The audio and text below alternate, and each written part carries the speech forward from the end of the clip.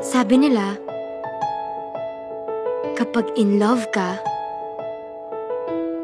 tumitigil ang mundo mo. Bumibilas ang tibok ng puso mo. At... Tabi!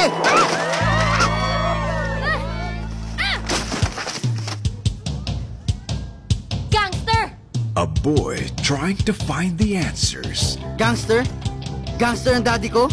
A girl trying to set things right. Aha! At si Athena Dizon ang great love niya. Together, they discover a love too great to die. Matindi nga tong si Kenji eh. Itinuring niyang Reyna si Athena. Oh, kapangalan mo pala. Ibig mo sabihin nagka-GF yan? Mahal na mahal niya yun. Kahit break na sila. Nasaan siya? Sino? Yung magandang Athena. Magpapanggap kang girlfriend ko para magselo si Athena. Ano? Athena, sige na! Sagutin mo na si Kenji! No, no, no, no. Say yes or die? Wag! Pa, si Kenji po.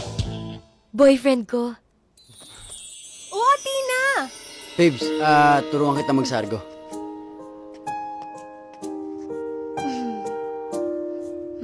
That's my Kenji! My sexy love!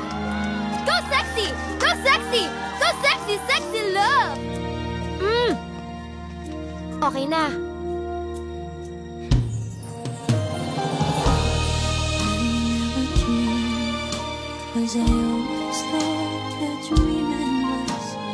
So ano ba talagang nangyari sa kanila? Ang love story daw nila ay isang malaking kaso ng bad timing. Gusto ko na itigil to kasi nagiging totoo na. Totoong ano? Totoong nagugustuhan na kita. On its 20th year, Star Cinema proudly presents a Kathy Garcia Molina film starring Daniel Padilla and Catherine Bernardo in a story about one great love that will stand the test of time. Dito kita pakakasalan. Sobra-sobrang pinasaya mo ako. Di ko ito makakalimutan habang buhay.